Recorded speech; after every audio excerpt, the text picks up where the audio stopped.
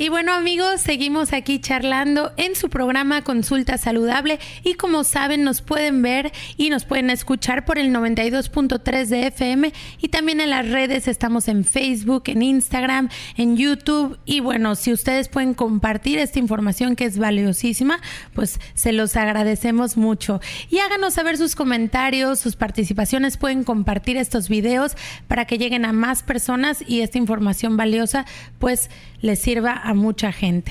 Y bueno, el día de hoy estoy muy emocionada porque tenemos un testimonio. Tenemos aquí a un par de invitados que básicamente han vivido lo que es la discapacidad en carne propia y ellos son Armando y Maite. Muchas gracias por estar aquí. No, gracias a ti por invitarnos. Porque llegó Omar a su vida y cambió todo. Platíquenos un poquito. Sí. No sé, Maite, si nos puedes platicar.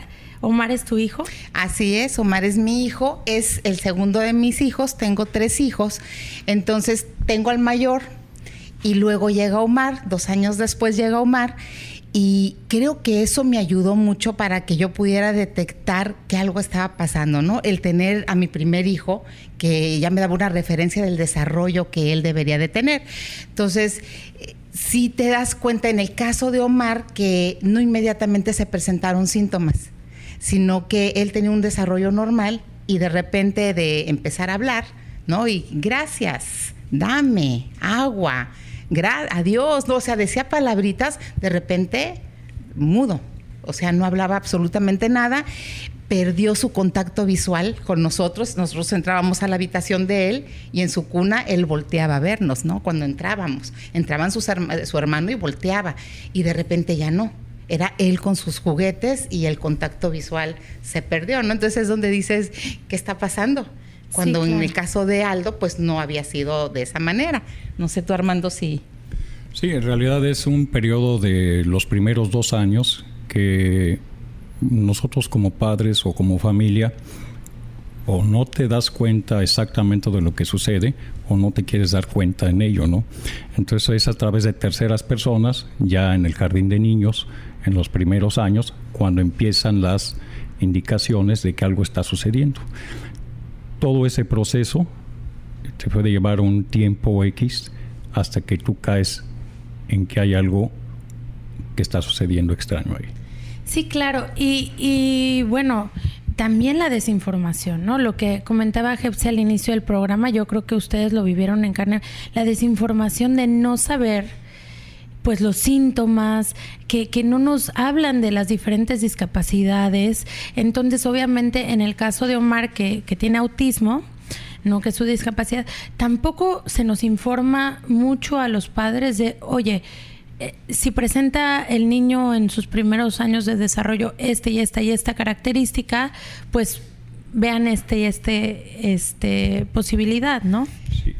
Bueno, no sé. Mira, para puntualizar, lo que pasa con el autismo también es de que no tenemos mucho tiempo, digamos, en la sociedad de estar conscientes de la circunstancia del autismo en las personas. Es decir, hay ciertas discapacidades que son históricas, digamos, pero en el contexto del autismo, como es una discapacidad de tipo intelectual, pues se puede confundir con otro tipo de discapacidades. Incluso desde que un niño puede ser distraído, omiso, claro, y no necesariamente tener algo en particular distinto, ¿no? Entonces, ya clasificado como tal, como autismo, no tenemos tantos años. ¿Qué te quiero comentar? Nuestro hijo tiene hoy 26 años.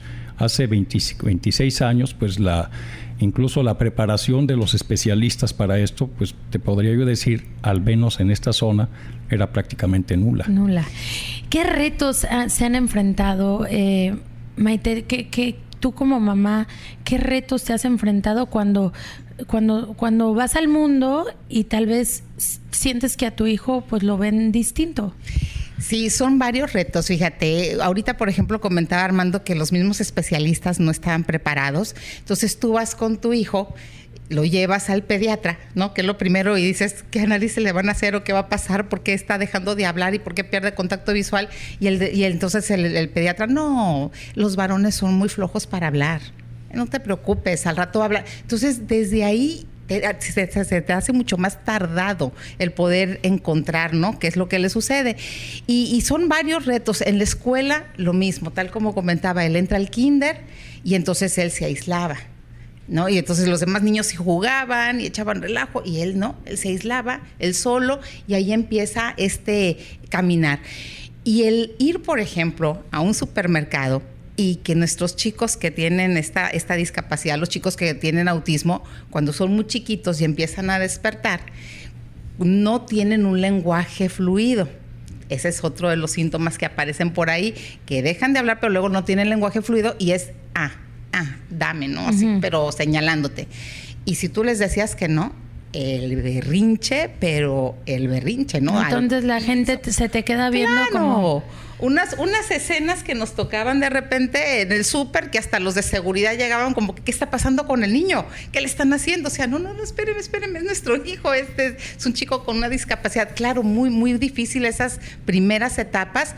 La molestia también como mamá de que se le queden viendo como un bicho raro.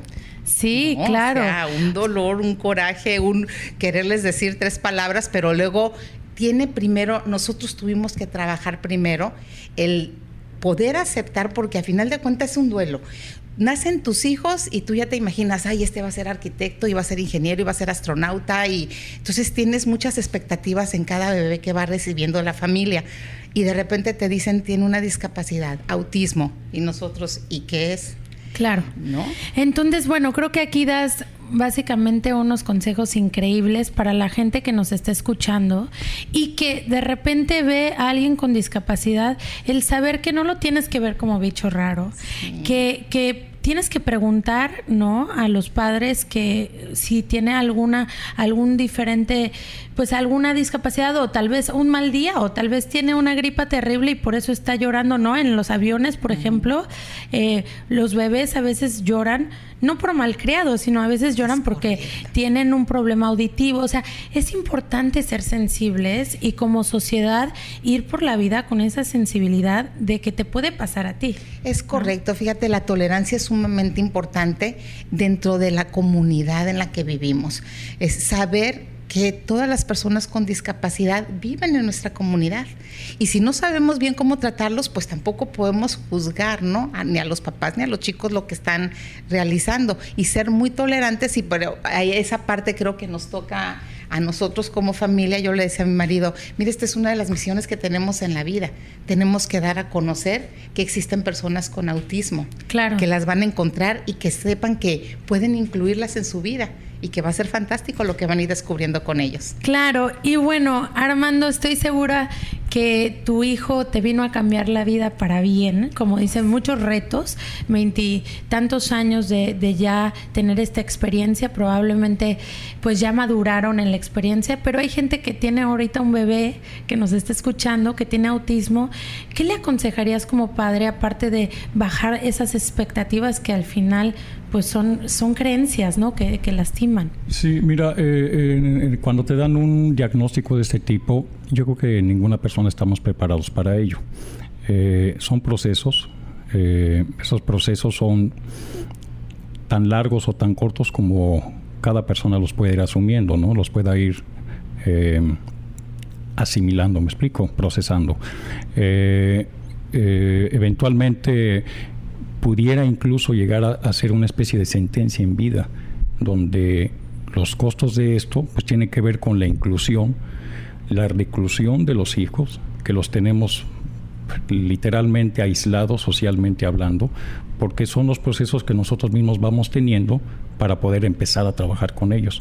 Una vez que te das cuenta que tienes la necesidad de que este muchacho o este niño empiece a tener, digamos, derecho de vida como tal, entonces tu chip empieza a cambiar. Claro.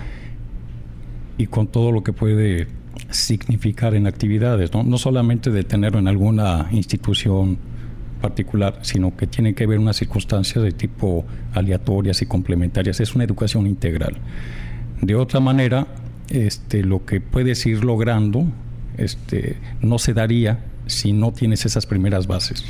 Y bueno, esa apertura, ¿no? Esa apertura para las personas que nos están escuchando, que tal vez tienen a un bebé ahorita en casa con discapacidad, el saber que mientras más proactivo seas y más rápido puedas hacer un proceso personal, pues más rápido también tu hijo va a ir mejorando, porque sí hay terapia, sí hay rehabilitación y sí se puede mejorar el desarrollo de las personas con discapacidad con la atención y la educación básicamente de vida. Sí, sí, en general es evidentemente el trabajo terapéutico es importantísimo, pero también nosotros como padres no tenemos solamente que responsabilizar y quedarnos con la idea de que ya cumplimos por el hecho de tenerlos en alguna institución que les esté apoyando, claro, sino que la otra parte, el de la familia, es tan importante que te das cuenta en los resultados cuando una persona solamente está dependiendo del trabajo terapéutico y no tiene un trabajo integral. Claro. O viceversa incluso. Sí, claro, no es nada más llevarlo al doctor, llevarlo al terapeuta del lenguaje, llevarlo al... sino que realmente es hacer toda una mecánica y cambio de chip, como tú lo decías, ¿no? Para crecer en torno a una discapacidad, porque estoy segura que también no es lo mismo Maite y Armando antes de su hijo a después, ¿no? Por supuesto. Claro. ¿Puedes decir que has mejorado como persona? Sí, totalmente. Mejoras como persona, logras ver también en tus demás hijos que son regulares sus procesos de aprendizaje y te das cuenta lo que logra también el chico con discapacidad. Ellos nos marcan mucho la pauta. De repente vas descubriendo Omar muy pequeño, en cualquier cuaderno agarraba y dibujaba, pero a detalle, un circo y era hasta el clavo donde estaba. Entonces decías tú, ¿cómo logró ver todo eso en tan poquito tiempo y luego lo plasmaba en un papel, ¿no? Entonces te vas descubriendo unas capacidades que tienen, pero es muy importante que la familia no se meta al mundo del chico con autismo. Es sacar al chico del mundo con autismo y traértelo al mundo real. Sí, claro. Entonces ellos empiezan a sociabilizar, que es la parte más dañada que tenemos. No se sociabilizan en forma correcta y entonces los sacas de ese mundo y se dan cuenta que pueden descubrir muchas cosas. En el caso de la pintura, por ejemplo, ¿no? Y bueno, creo que esto nos sirve muchísimo a la gente que nos está escuchando y lo que nos están viendo. Creo que rescato algunas de las cosas bien importantes: quitar etiquetas, sí, quitar expectativas, realmente dar amor, hacer un proceso bien elaborado personal para poder realmente poder ayudar y darte cuenta que la discapacidad es solamente una condición, pero no es la persona, ¿no? Entonces, no es tu hijo el autista, sino que es primero la persona, ¿no? Es ese ser humano maravilloso que vino. Y bueno, este programa se lo dedicamos a todas las personas con discapacidad que nos están escuchando el día de hoy, con todo el amor y esperando pues que sea una sociedad cada vez más incluyente. Muchísimas gracias por acompañarnos. Gracias a ti, muchas gracias. Y bueno, nosotros continuamos con más.